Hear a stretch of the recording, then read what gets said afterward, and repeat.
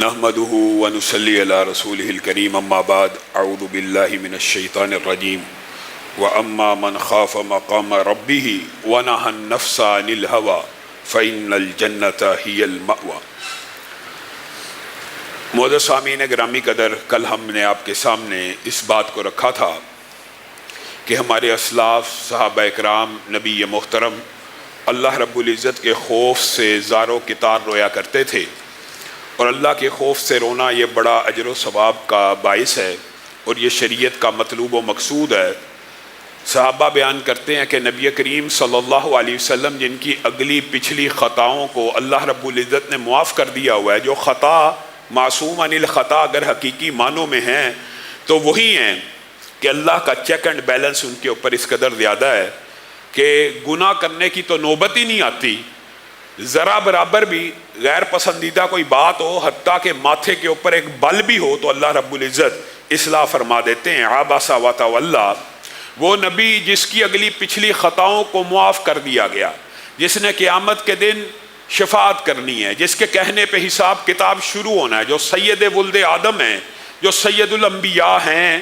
صحابہ بیان کرتے ہیں کہ نبی محترم صلی اللہ علیہ وسلم بھی ایسے رویا کرتے تھے کہ ان کے سینے سے ایسی آوازیں آتی تھی جیسے تم چولہے کے اوپر کوئی ہانڈی رکھ دو اور اس کے نیچے آگ تیز کر دی جائے اور اس کے اوپر ایک ڈھکن پڑا ہو، جب پانی ابل جاتا ہے وہ ڈھکن ہانڈی کو لگ رہا ہو، کس قسم کی آواز آتی ہے۔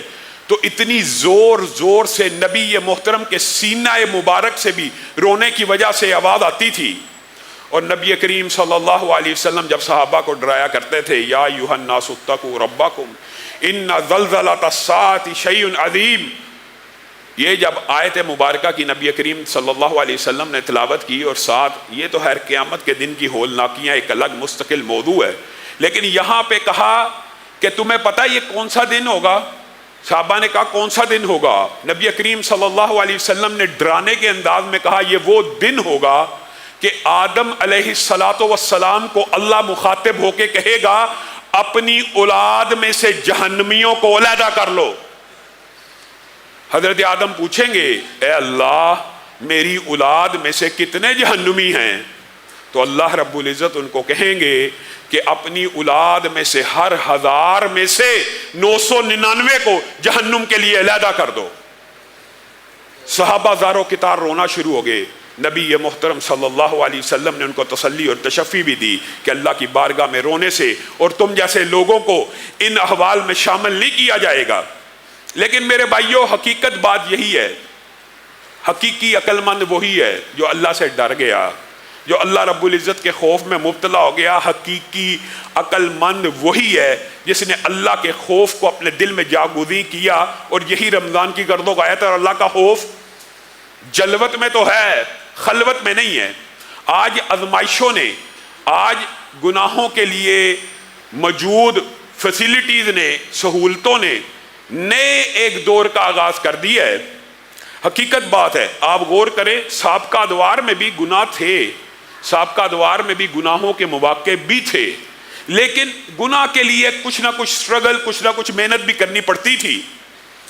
کوئی گندا پروگرام دیکھنا ہے تو بہرحال گندی کمپنی بھی ریکوائرڈ تھی، اور ایک ایسی محفل اور مجلس بھی ریکوائرڈ تھی کہ جس کے ساتھ جا کے بندہ ٹکٹ خرید کے سینما میں چلا جائے۔ آج ہم آزمائش اور فتنے کے اس دور میں مبتلا ہیں۔ ایک انگلی کے نیچے آپ کی ایک انگلی کے نیچے WhatsApp, Facebook, Twitter, YouTube, Dailymotion, Yahoo, Google, جتنے بھی سوشل میڈیا کے پلیٹ فارمز ہیں ایک انگلی کے نیچے ہیں، اور آپ جو مرضی دیکھنا چاہیں، برہنہ عورت ہو یا عورتیں مردوں کو دیکھنا چاہیں، جو کچھ مرضی دیکھنا چاہیں گے ایک انگلی کے کلک کے نیچے موجود ہے۔ گویا یہ بھی آزمائش کا اور فتنے کا ایک نیا باب شروع ہو چکا ہے، اور یہ بات بھی ہمیں سمجھنی چاہیے۔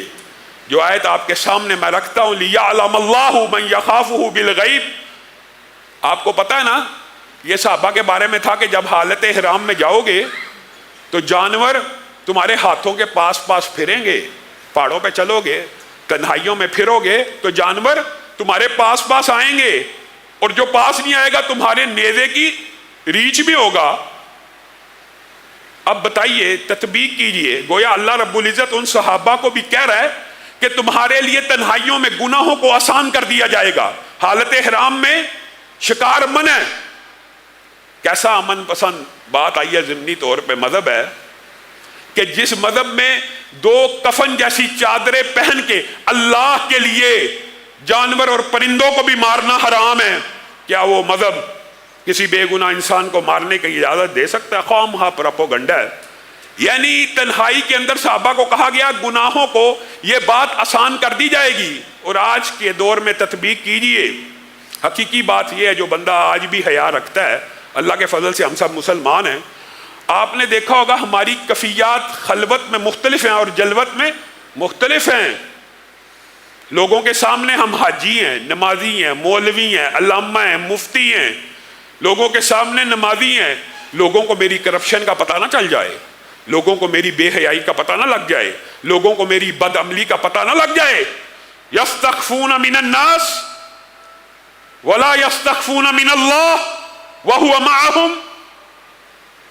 یہ خلوت کے جو گناہ ہیں، محدثین اور مفسرین نے لکھ دیا ہے. تنہائی کا گناہ اتنا بدترین گناہ، اتنا بدترین گناہ ہے کہ انسان کے دل سے ایمان کو صفا چٹ کر دیتا ہے اور انسان منافقوں میں شمار ہو جاتا ہے.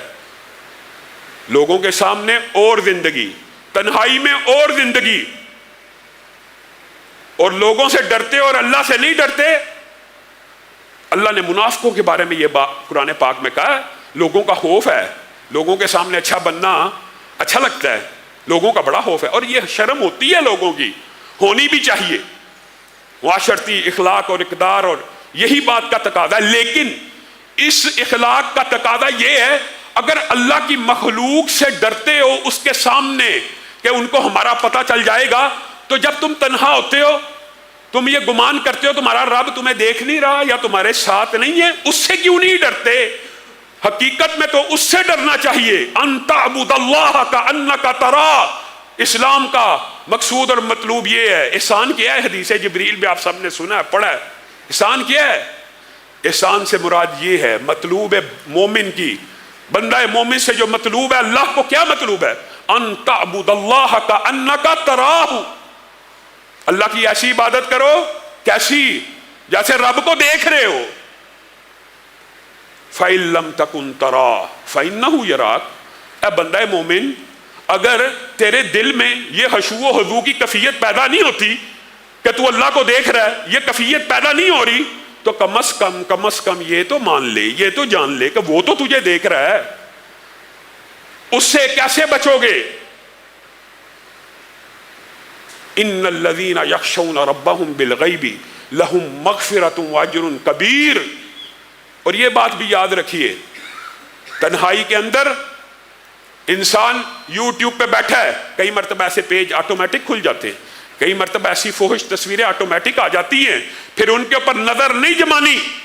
پھر اگر ان کو کلوز کرو گے، ان کو بند کرو گے، بار بار اللہ کے خوف کی وجہ سے یہ ادراک اور شعور رکھتے ہوئے کہ ہمارا رب ہمارے ساتھ ہے، دیکھ رہا ہے، نوٹ کر رہا ہے.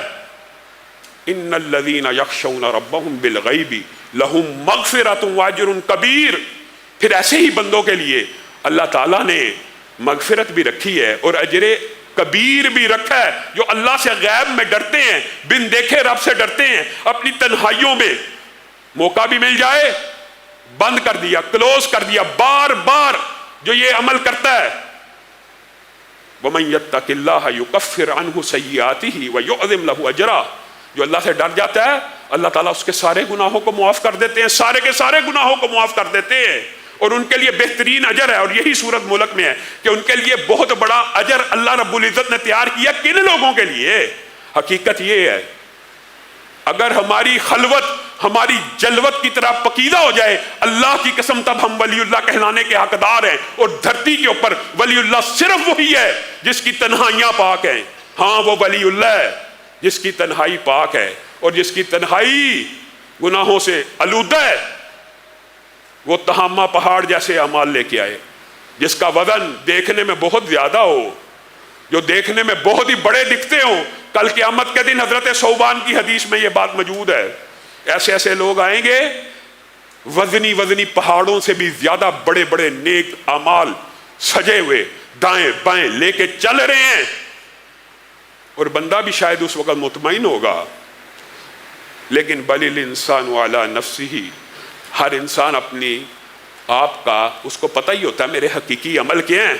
بظاہر تو بہت نیک اعمال ہیں، جب نامہ اعمال میں ان تہامہ پہاڑ جتنی نیکیوں کو ڈالا جائے گا، وزن زیرو، وزن ہی نہیں، اتنی بڑی نیکی وزن نہیں ہے۔ وجہ یہ ہے کہ تنہائی میں گناہ کر کے ایمان کی چادر دل سے نکل ہی گئی، بندہ ہی منافق ہو گیا، اس کے نامہ اعمال کے اندر نیکیوں کو کیسے تولا جائے گا؟ نہیں تولا جائے گا۔ ان تہامہ پہاڑ جتنی نیکیوں کا وزن رائی کے دانوں اور تنکوں کے برابر بھی نہیں رہ جائے گا، اور اس بندے کو جہنم میں ڈال دیا